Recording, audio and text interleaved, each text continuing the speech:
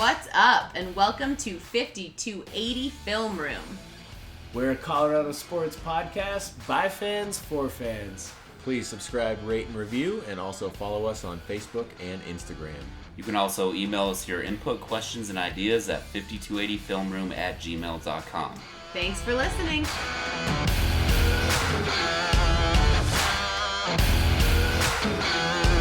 What's up, Rockies fans? It is Tuesday, September 18th.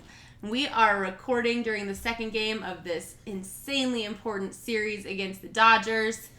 I'm Alyssa. I'm Gideon. I am Miles. And I'm Jordan. And we are watching the game while we podcast, like we've done many times before. But this game is different. It's a big game. And anyone who watched last night's game is probably still sitting a little uneasy in that disappointment. Playing against these divisional rivals, especially as close as it is with us and the Dodgers, when we lose that one game, you get that entire game hitting your standings right then and there. So, we lost one and we got down in second. If we win tonight, we'll go back up to first. It's not like another game, if you win, you just gain a half a game on your divisional opponents. But these ones are the ones that really matter. And I don't think we can get too down on ourselves because, I don't know, hopefully these players are going to keep the heat going so that we can have a solid playoff spot. Last night's game definitely hurt, but one of the best things about baseball is the next day, there's another game. And here we are on another game, and what's going to happen tonight? That's a good question. It's Freeland against Kershaw, which is a titanic matchup. These two guys are fighting for Cy Young right now. I don't know if either one of them will win it, but they're both in the Cy Young conversation. And I think out of these three games that we play with the Dodgers, tonight is our best chance at winning because we do have Kyle Freeland on the mound. Tomorrow night we have Tyler Anderson, which, as we know, he's been very down lately. He's had a decent season, but the last month or so has been awful. So I'm really hoping the Rockies can win tonight. Because I think if they can win one of these next two games, they're still in a good spot. You said the phrase Titanic matchup, and I'm just envisioning Freeland as a giant iceberg in the middle of the sea, waiting for the Dodgers to run right into him and fall apart.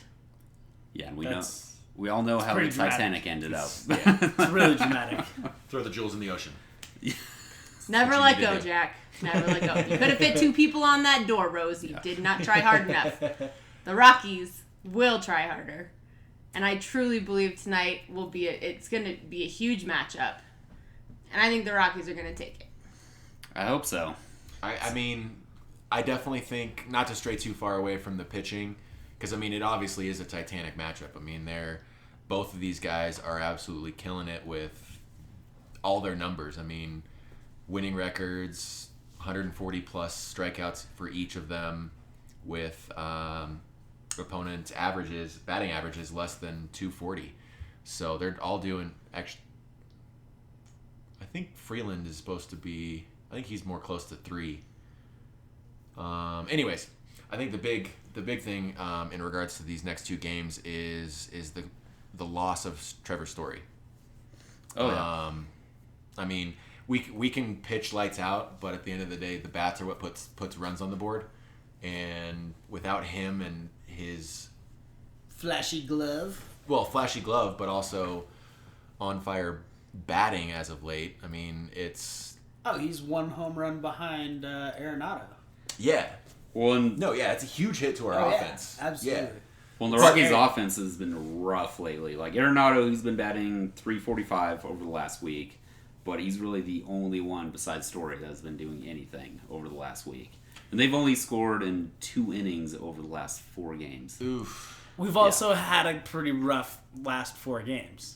It's been because we were playing the Giants at the end of last week, right? Yep. Yeah. So got shut out that twice. was another divisional, where we're taking hits on San Francisco. Not that they're really in the playoff picture, but I don't know. It's kind of crazy to look at these standings from day to day and see how quickly they change, and you start to realize how important each of these final 11 games, 12 games. So Yeah, 12 games as of tonight. missing Trevor Story is definitely gonna hurt us.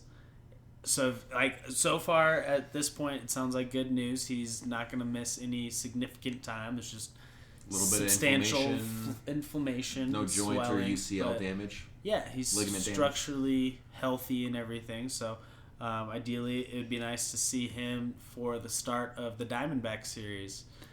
Yeah, because we got a game off Thursday, so hopefully he only misses the next 2 games. He can start Friday, but at this point, we're not really sure. The injury is much better than a lot of people expected, so that's really good news. Yeah, time will tell. Yeah. And it's a 4-game series against the Diamondbacks. Is that correct? 3 game. 3 games. 3 games. Okay, so in my opinion, I like to be very aggressive in my approach. If I were a coach, what would I do? That's the way I like to think about some of these conundrums.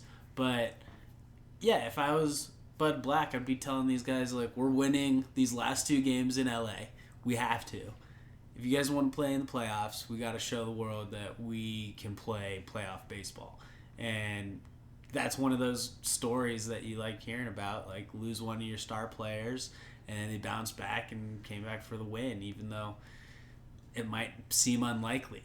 But ideally, the Rockies take 1 in LA.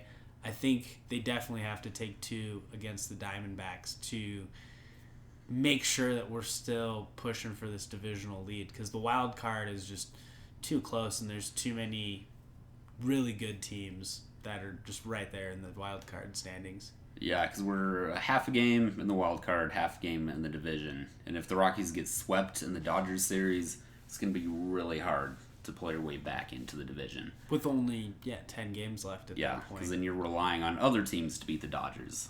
And we know at the very least we do not have Trevor for the rest of this series against LA. Yes. So one of my big questions is who's going to step up? Who's going to get the hot bat and fill in where we know as fans Trevor is capable of doing? But now that we don't have him, at least for these 2 games, who is going to take that on their shoulders and help carry this offense? Well, I would expect Arenado to continue what he's been doing. He was in a slump for a while, but he's been pretty hot lately. Blackman, he's had a pretty good September. Over the last few games, he hasn't been hitting very well, but, that's just baseball. And I would expect Cargo, who's a leader in the locker room, to hopefully step up. And DJ, he's had a lot of big hits this year. So it's really those 4 guys that I'm expecting to step up. Yeah, and couple that with the bat of Matt Holliday, who's come on as of late, and that's if any time were to be a good time for some star player like Story to go down, it's when someone else steps in like that and has such an effective batting aspect. Yeah, because he's been hitting, 345 since he joined the Rockies? Over 347. Yeah. 347? I believe, yeah. Now, obviously, you don't want to wish any ill will on any star players, but given circumstances, it's kind of a quote-unquote silver lining, I guess you could say. And tonight, Garrett Hampson is filling in at shortstop. Mm-hmm. And we had the chance to see him earlier this season when he was filling in for DJ. Do I have that right? Yes. Second and base. I thought he did great in his time that he was starting. He looked great in all facets of the game. I think that's why he got this opportunity. Because he had a short period of time to prove himself while DJ was out, which was 10 days, and he looked really good. So I think he earned this opportunity. And playing shortstop is a lot harder than second base. Absolutely. So we'll see how he handles it. Well, if that doesn't work out, Ian Desmond, he was an all-star shortstop with the Nationals. So it's we have options that we can put in. But, hopefully Story will be back in, 3 days. Yeah. So we don't have to worry about that. And he's such a leader on the team. And despite injury, that leadership continues on. Even though you can't be on the field playing, you're recovering, your presence is still there. and your influence in the locker room, you're available to be motivation to the rest of your teammates. Mm-hmm.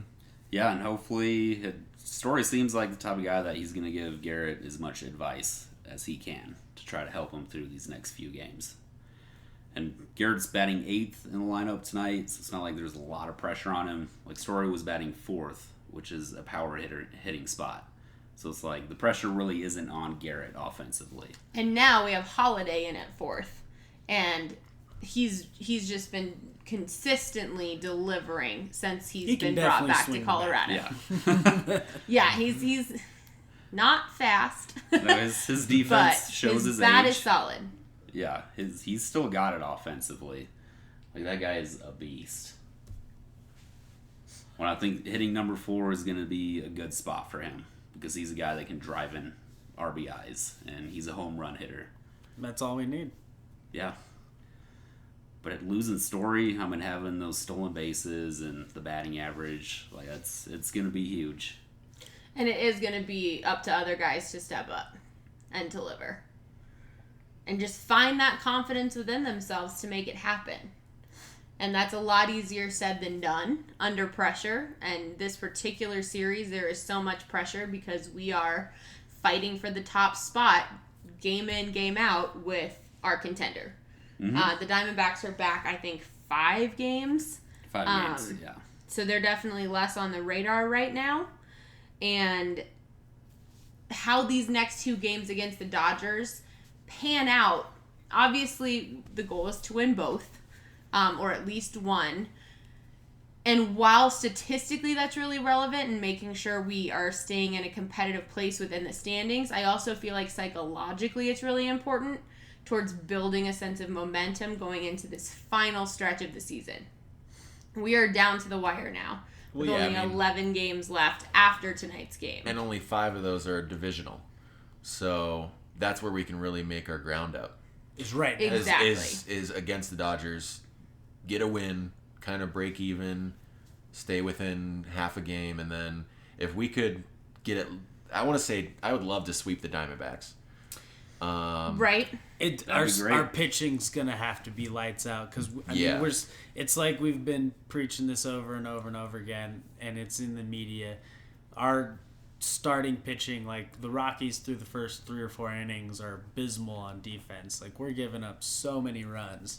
Yeah, so, especially the first inning. Like, I agree. Like, it would be awesome to sweep the Diamondbacks, but we're gonna have to heavily lean on the starting pitching to get it done. And, Freeland's done really well. John Gray's been playing almost 50-50 for the last month and a half. But when he does pitch well, it's a gem. Yeah, he's confusing. It's like when he's good, he's so really it's like, good. Whoa, like, where was this 5 days ago? I know. When he's bad, he's really bad, though. But it's such a wide swing in his delivery. It's either really exceptional or really poor, and it rarely falls in the middle. Which is frustrating. So last night, it was very clear this was not a good night. No. And Well, it was Bud Black not pulled going to him in end well for us. Pulled him in the 3rd inning, which typically Bud man. would have just left him out there for an extra couple innings. Yeah. So I'm glad he actually pulled him out when it was the right time. Yeah. Still too late for the Rockies. But then, it puts a lot more strain on your bullpen, and you want your pitchers being as fresh as they can going into this final stretch. But yeah, again, saving your starting pitcher from a couple innings, and if he's going to keep giving up runs, you might as well save his arm. Yeah. Well, and like you said, it's really is going to come down to the starting pitching. When we got Freeland, Marquez, Senzatella.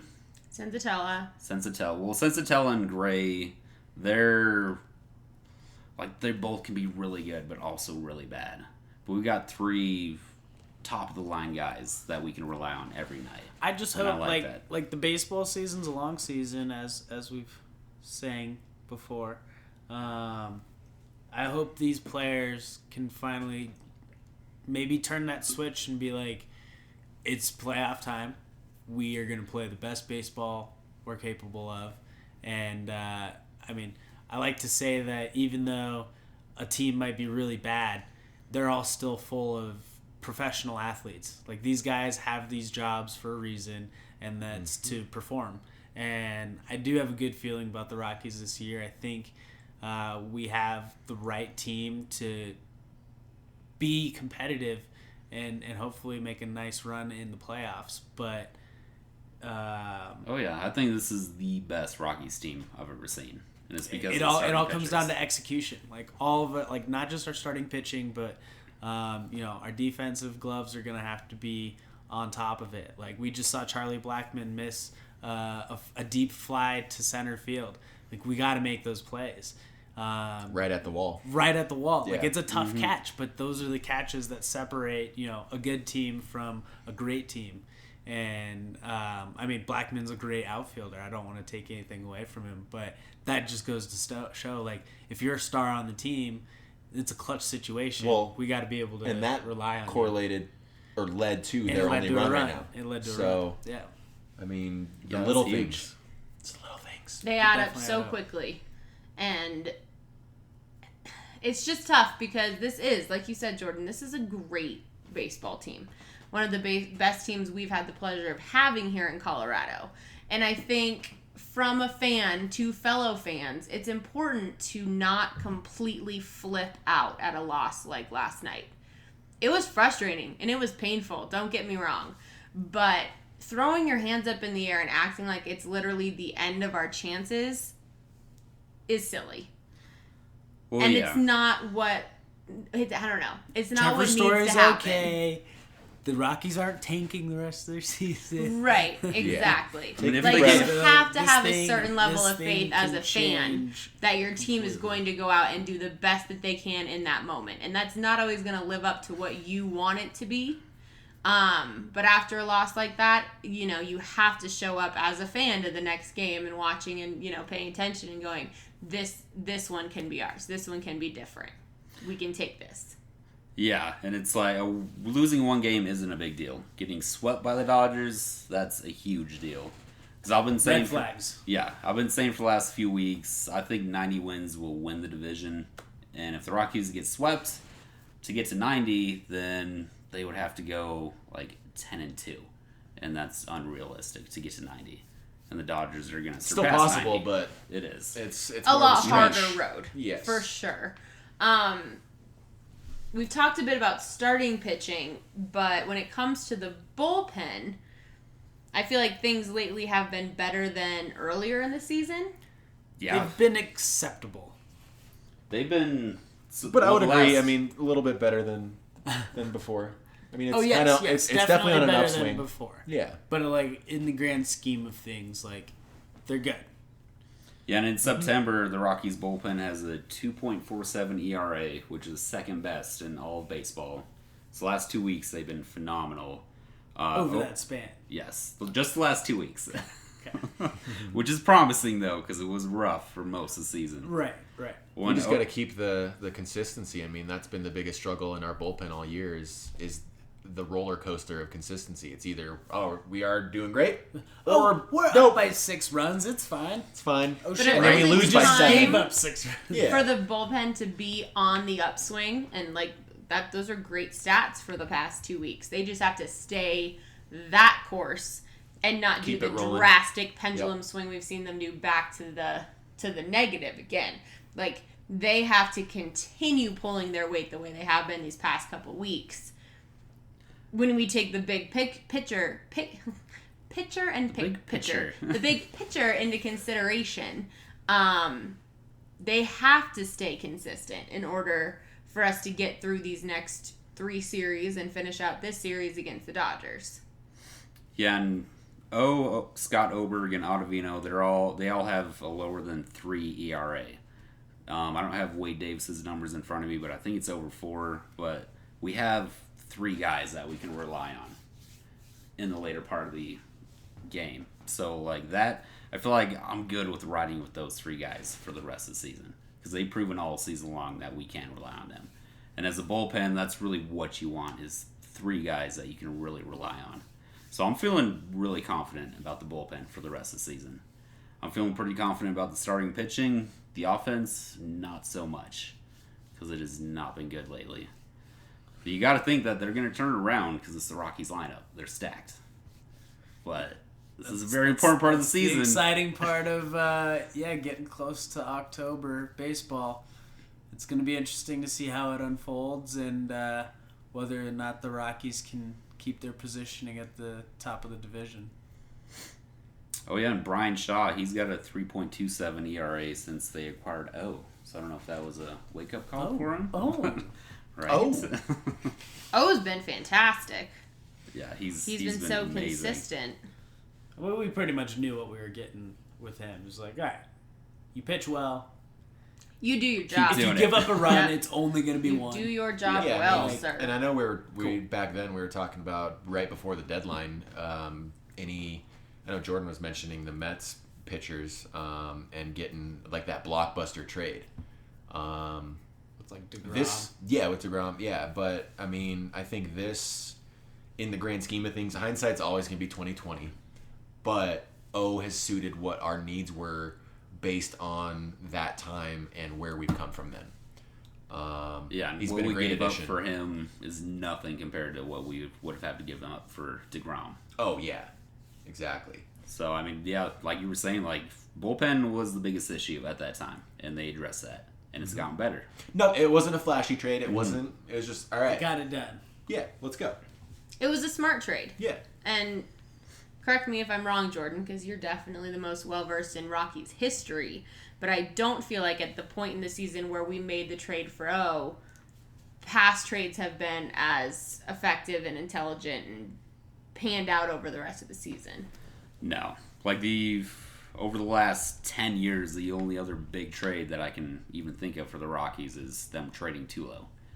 And that was them getting rid of a great player and bringing in prospects. Like them trading for a good player, like that never happens. Didn't they dump Ubaldo for a bunch of prospects? Yeah, that wasn't at the trade deadline though. Oh, okay. Yeah, that was in the offseason. I just thought we were talking about normal trades. Oh yeah, but they did do that. Yes. Yes, but I mean that just shows that they were actually in the playoff race, which usually they're not. Yeah, that's why this year is so exciting. Could possibly get the first division title in franchise history. Next 5 games are really going to tell a lot. Absolutely.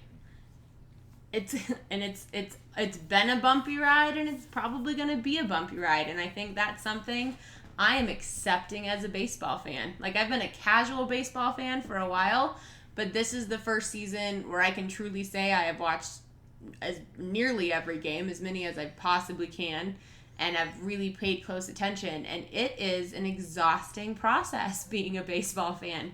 When it comes to like football, you get a big win, you get to ride the high of that win for a whole week.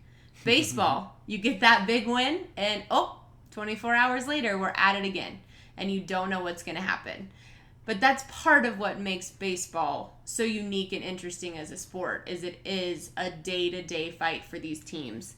And they play so often and so hard. And I think that's one thing that Rockies fans can really rest on, is this team has fought hard this entire season. It has not always been perfect or pretty, but I feel like they've been present and really in it and fighting week in and week out, game in and game out, to give us a great season. Oh yeah, they've had a lot of highs, a lot of lows, but luckily they've had a lot more highs than lows. It's like you look at the best team in MLB history as far as regular season goes. That was the Mariners, and they had like 118 wins. Still means they lost like 45 games. So in baseball, like you're gonna lose a lot of games no matter what. You just have to find a way to not go on that big losing streak where you lose 4 or 5 in a row. Win more than you lose. Exactly. Start there, and you can work your way up. So I do think the difference between great teams and bad teams is bad teams, they'll go on an 11-game losing streak. Great teams, they'll win 4 out of 11. Like they don't... They find ways to win even when they're really down, and the Rockies have been doing that this year. All right. It'll be exciting to watch pan out. Any of those previous wins with our bullpen might come into play? As far as I'm talking, like going back like 2-3 months, and if it comes down to like the last game, if we're half a game, 1 game out, there could have been that one game that our bullpen let go. Yeah, I mean, but I there's think no There's sense. 160 games. No, I guess yeah. we can pin it. You're not gonna be able to pin it on 1 or 2 games for But- sure. You could probably pin it on a But- couple Yeah, I mean, opponents. Yeah. There's in one. general. Yeah, we dropped probably 20 games at this point when the bullpen's been handed the lead. Yeah. So I mean, yeah, those are 20 opportunities But, I mean- that we could have added a W to our win column. Like, yeah, absolutely. Well, and I do think that like every team can make that excuse. Every To team. where, like, oh every yeah, for team's sure. like, there's some There's aspect so they many can look games at. where Yeah. every team should have won that game. I think it's more like that moment to where you lost a hard fought game and then you lost 3 more after that. Where it's Yeah, like how do it you was turn No, it for around? sure. It Yeah. was that momentum shift in your season. So yeah, I definitely agree with that. Where like there are those times in the season where it either boosts you up or it just drags you down. I'm excited for the rest of the season. I'm still super optimistic. I really am. I feel like this is a great team. But cautiously optimistic after the last week of baseball that we've seen from the Rockies. But we're going a little rogue this week. We're doing a Rockies podcast today. We're going to be back with you in a couple of days for a quick Rockies podcast and a quick Broncos podcast. And so we'll see. We will touch base with you guys in a couple of days. Thank you so very much for listening and have a great night. Stay safe. Toodles. Peace. Go Rockies.